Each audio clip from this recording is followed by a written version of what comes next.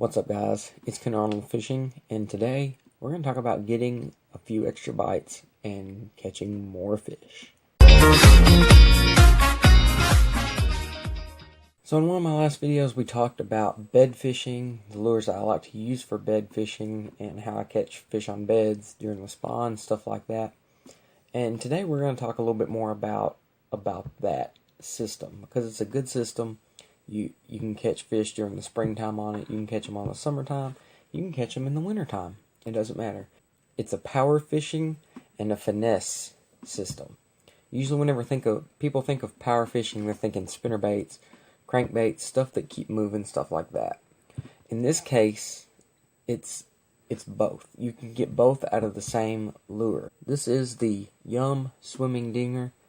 It's your regular stick bait, like so, like a Senko, but it's got this tail on there. Whenever I first saw these, I didn't think that they'd have that much action, but that little tail on the back is actually really, really strong. And I use that a lot right now, especially in the springtime.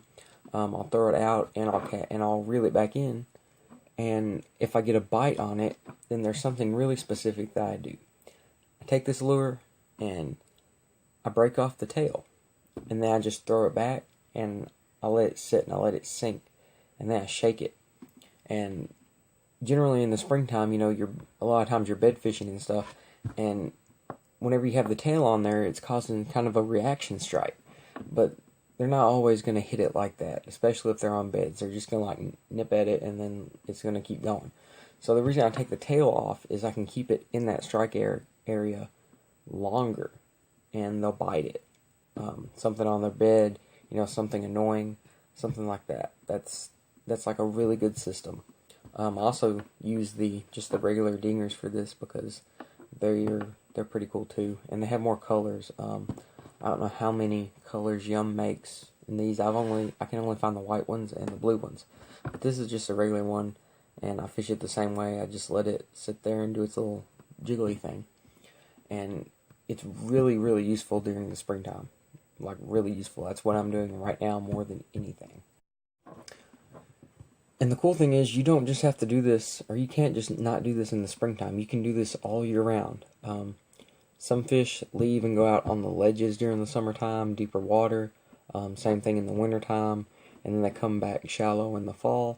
And you can use this same technique during any of that. My two main ways to fish this thing are on a lazy man hook, like so. And first off, the lazy man hook, I do something really specific. I throw that with the tail on, okay? With the tail on, you're trying to cause a reaction strike, and that lazy man hook with the little spinner on it can help even more with the reaction strike. And so that's really, really key. And you can also use it if you want on just the regular stick bait and just drop it down on their bed. The action isn't the same, but it'll be right there on the bed. You can just sit there and shake it and do what you would normally do with it. The other way is I just take like a 3/0 hook, like this one here, and I Texas rig it weightless on the dinger. This is one that's been chewed up quite a bit already, as you can tell. It doesn't have the tail, and it's been cut down quite a bit. So I'm rolling through about 4 fish a piece on these, and they work really well for this kind of thing. With the tail on and the lazy man hook, I recommend a little heavier rod. This is a 7'4" heavy. This one's got braid on it. I've been using braid a lot.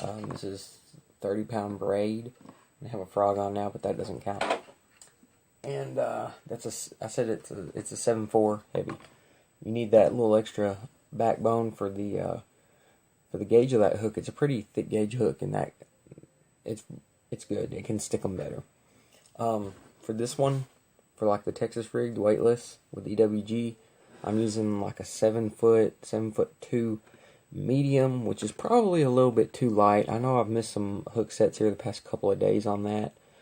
Some of that might have been males pulling my worm off the bed, but I'm thinking maybe that's probably hurting it. So if you could go up to like a 7'4" medium heavy, which I've got like 4 of over on that wall, and for some reason I haven't used them yet, you should probably do that.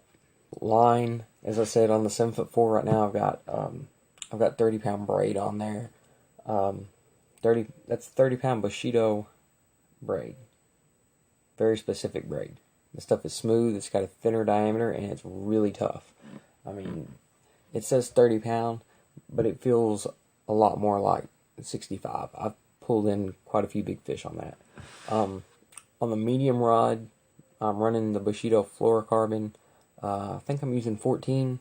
You want to stay in that 14 to 16, maybe 18 pound range.